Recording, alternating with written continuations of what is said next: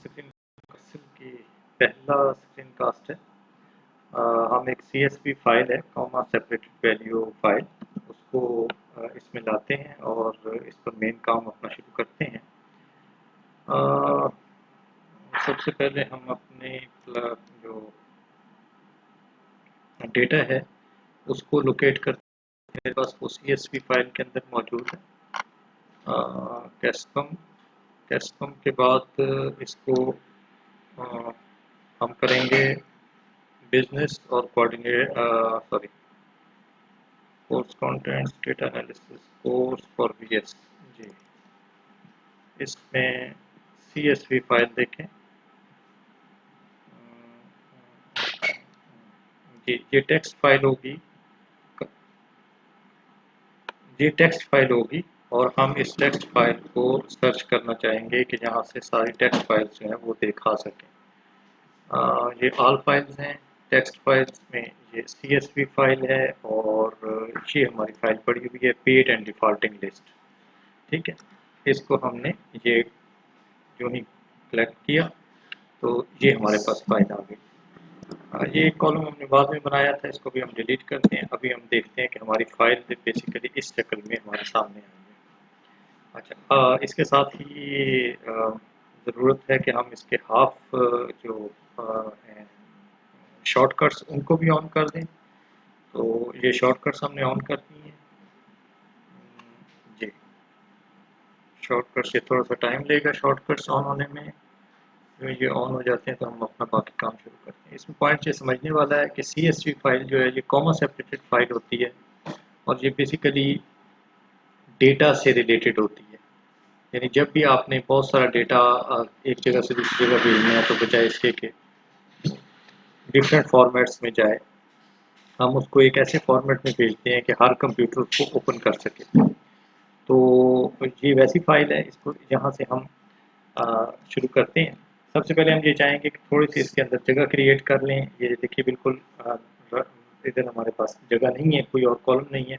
तो column select करने के लिए कंट्रोल स्पेस, ये देखिए कंट्रोल स्पेस प्रेस किया और कंट्रोल शिफ्ट प्लस, जिसके नतीजे में एक कॉलम जनरेट हो गया। और अब आप यहाँ पर एक रो हम एंटर कर सकते हैं। रो पहले सिलेक्ट करनी पड़ेगी शिफ्ट स्पेस के साथ, ये रो सिलेक्ट हो जाती है। कंट्रोल शिफ्ट प्लस किया तो ये एक रो जनरेट हो गई। अच्छा, सबसे पहला काम जो आपने करना है वो ये है कि इसको टेबल बना देना है। टेबल के लिए डेटा के अंदर खड़े हो जाएं और कंट्रोल T प्रेस कर दीजिए। ये अब कंट्रोल T हमने प्रेस कर दिया है तो ये देखिए ये टेबल बन गया है। माई टेबल हैज़ हेडर्स। ये इसमें सबसे अहम पॉइंट ये है कि यहाँ पर ये लिखा हुआ आएगा माई टेबल हैज़ हेडर्स। इसको ओके कर दीजिए और ये देखिए ये आपका टेबल बन गया है। इसकी थोड़ी सी इसको रीसाइज कर लें। ये देखें ये वाला जो कॉलम है इसको मैं कॉलम्स को रीसाइज कर डबल क्लिक करूँगा यहाँ पर तो ये जो लंबे से लंबा नाम है जिसका लेंथ सबसे ज़्यादा है उसके बराबर ये अपने आप को विड्थ कर लेगा। जैसे इसको देखिए इस कॉलम को हम करना चाह रहे हैं तो ये डबल एरो बनेगा यहाँ पर, इसको डबल क्लिक कीजिए। Same goes to this, same goes to this. ठीक है, तो ये अब हमारा टेबल जो है वो बन गया है। टेबल की सबसे बड़ी अच्छी खासियत ये होती है कि इसके अंदर आप को जो सिलेक्शन है वो मीनिंगफुल सिलेक्शन होती है। मसलन आप रेंज में सिलेक्शन करेंगे तो ये देखिए इन्फिनिट सिलेक्शन है, जहाँ तक ये जा रही है स्क्रीन वहाँ तक ये जा रहा है। या कॉलम में कीजिए, ये देखें ये नीचे तक इसकी जो सिलेक्शन है वो चलती चली जाएगी। हालांकि हमें इसकी ज़रूरत नहीं है और ज़ाहिर है वो बाद में कैलकुलेशन में भी प्रॉब्लम करेगी। लेकिन टेबल बनाने का फ़ायदा ये देखें ये इसने फाइनाइट या लिमिटेड जो सिलेक्शन है रीजनेबल सिलेक्शन वो की है। सिमिलरली आप इसको ये देख सकते हैं, ये देखिए ये इसको ये रीजनेबल सिलेक्शन करता है। तो टेबल सबसे इंपॉर्टेंट चीज़ है पहले बनाने के लिए, कंट्रोल T से बनता है। आगे आ जाइए। फ़र्ज़ कीजिए आप ये सारे का सारा डेटा जो है उसको सिलेक्ट करना चाहते हैं तो कंट्रोल शिफ्ट स्टेरिक, इससे ये डेटा जो है वो सिलेक्ट हो जाता है। अच्छा, आप ये ऊपर नीचे इसके जरिए जा सकते हैं। अब ये देखिए ये मैंने कंट्रोल शिफ्ट एरो के साथ राइट एरो से मैं यहाँ तक आया और लेफ्ट एरो से आखिरी रो तक चले गए। ठीक है, अब अगर आपने इसके चारों कॉर्नर्स पर विजिट करना है तो कंट्रोल डॉट प्रेस करें। देखिए अभी हम ये 24,500 वाला जो कॉर्नर है यहाँ पर आए हुए हैं। दोबारा कंट्रोल डॉट प्रेस कीजिए ये देखिए, फिर कंट्रोल डॉट प्रेस करें, फिर प्रेस करें, तो आप चारों जो उसके कॉर्नर्स हैं उनके ऊपर आप मूव कर सकते हैं। ठीक है, तो ये तो पहली बात होगी। आपको इससे इसका फ़ायदा क्या होगा कि आपको फ़ौरी तौर पर मसलन जैसे ये इस डेटा का हम पहला व्यू लेना चाहते हैं, तो ये देखिए ये 745 रोज़ जो हैं वो हमें नज़र आ रही हैं। इसका मतलब ये है कि ऊपर 1-2 रोज़ हमने ऐड की हैं और दरमियान में कुछ चीज़ें जो है वो हमने और शामिल की हैं। तो इससे हम आसानी से कह सकते हैं कि ओवरऑल ये हमारा कोई 740 के करीब रोज़ का डेटा है और इसमें 4 कॉलम्स हैं। ये एक रो हमने नई ऐड की थी, फॉर द टाइम बिंग हम इसको डिलीट करना चाहते हैं। ये टोटल से रिलेटेड थी, अभी हम इसको डिलीट करते हैं। कंट्रोल माइनस किया है हमने, ये देखिए इसको डिलीट करने के लिए। टेबल के बारे में एक और चीज़ याद रखिए कि टेबल जहाँ पर ख़त्म होता है वहाँ पर ये देखें, अगर आप इस और से देखिएगा तो ये एक छोटा सा ब्लू आपको ये इसके ऊपर आप होवर करेंगे तो ये दोरुखा वक्री दोरुखा एक एरो बन जाएगा। इससे आप इसका साइज को बढ़ा भी घटा भी सकते हैं। ठीक है, और दूसरी बात ये है कि टेबल के अंदर एक अच्छी चीज़ ये है कि ये स्ट्रेचेबल होता है। मसलन आपने यहाँ पर एक नया नाम डाला, फर्ज कीजिए आप इसमें डालते हैं अवैस, ठीक है, और अब आप इसको एक नया रजिस्ट्रेशन नंबर देते हैं, फर्ज कीजिए UW-23-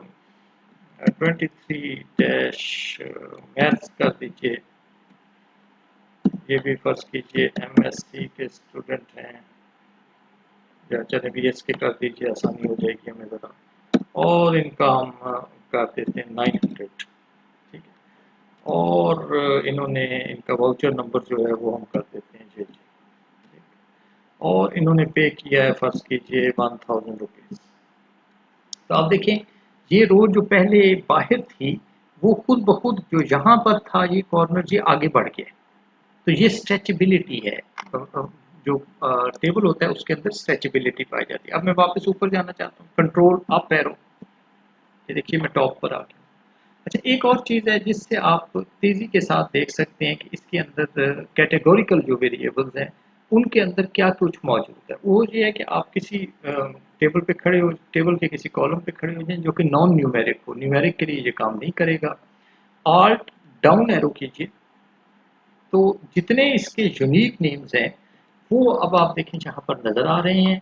और अगर आप चेंज करना चाहते हैं, फ़र्ज़ कीजिए जहाँ पर सैयद अज़ीम हसन है तो आप इसको बेसिकली आप इसको अस्मा शफ़ीक करना चाह रहे हैं, इसको सिंपली क्लिक कीजिए और आपको टाइप नहीं करना पड़ेगा। यहाँ पर ये नंबर खुद ब खुद ये वैल्यू जो है वो चेंज हो जाएगी। मैं कंट्रोल Z से इसको वापस ला रहा हूँ। अच्छा, इसी तरह इसके अंदर आप फार्मूलाज भी नए लगा सकते हैं। फ़र्ज़ करें हमने हाफ पे जो है ना वो निकालना, और आप देखिए जो ही मैं हाफ पे का कॉलम बनाऊंगा तो ये खुद ब खुद स्ट्रेच हो जाएगा। एंटर प्रेस कीजिए, देखिए ये कॉलम खुद ब खुद नया कॉलम पैदा हो गया। और इसी के अंदर अब आप फर्ज कीजिए हम इसको डिवाइड करना चाहते हैं, 24 डिवाइडेड बाई 2 और एंटर। अब आप देखें इसने सारे कॉलम को खुद ब खुद एक वेक्टर ऑपरेशन किया है और सारे कॉलम में चीज़ों को अपडेट कर दिया है। तो ये वो आसानी है कि जब भी आप काम करें तो टेबल्स में काम करें, कभी भी रेंज में काम ना करें। ये इनएक्सपीरियंस्ड बंदे का निशान है और एक ऐसे बंदे का निशान है जिसको अभी तक टेक्नोलॉजी प्रॉपर समझ नहीं आई माइक्रोसॉफ्ट की पर्टिकुलरली। तो टेबल सबसे अहम चीज़ है। और एक और चीज़ है जो इस्तेमाल तो की होती है आपने सबने, लेकिन शायद उसको इस तरह से देखना ज़रूरी है। ये ऊपर फिल्टर्स लगे हुए हैं, फॉर द टाइम बीइंग हम इनको तेज़ी से देख लेते हैं, बाद में हम इनको ज़्यादा तफसील से देखेंगे। यहाँ पर क्लिक करेंगे टेक्स्ट फिल्टर्स में, मसलन ये देखिए ये कंटेन्स करें, हम वो सारे स्टूडेंट्स निकालना चाहते हैं जिनका नाम जिनके स्टूडेंट आईडी के अंदर मैथ आता है, यानी वो मैथमेटिक्स के स्टूडेंट है। ओके प्रेस कीजिए तो ये देखिए ये सारे के सारे मैथ और मैथ्स, अगर किसी का एस भी लगा हुआ है तो भी ये इसमें आ जाएगा और ये फिल्टरिंग जो है ये हो जाएगी। अच्छा, इस फिल्टरिंग के निशान 3 हैं जिनसे पता चल सकता है कि कोई डेटा जो है वो अंडर फिल्टर है या नहीं। फिल्टर एक अपर लेयर होती है, नीचे डेटा बहरहाल मौजूद होता है।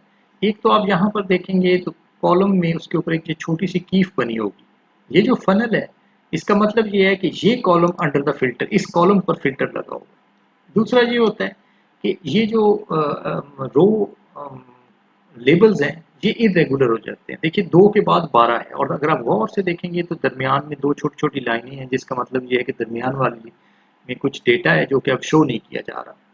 अच्छा तीसरे इसका निशान ये होता है 2 मसलन 2, 12, 35 ये सब इरेगुलर हो गए। तीसरा निशान फ़िल्टर का ये है कि फ़िल्टर जब टेबल पर लगा होगा तो उसकी रो लेबल्स जो हैं वो ब्लू कलर में नज़र आएँगे। अदरवाइज़ जो है फ़िल्टर लेबल्स वो या कॉलम हेडिंग्स ये सारे आप देखिए ब्लैक कलर में हैं।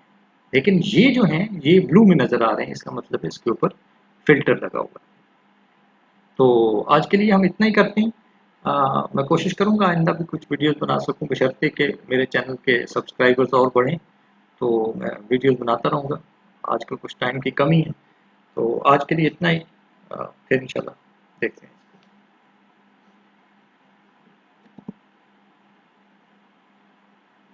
आई डोंट नो मैंने इसको कहाँ से ऑन किया था।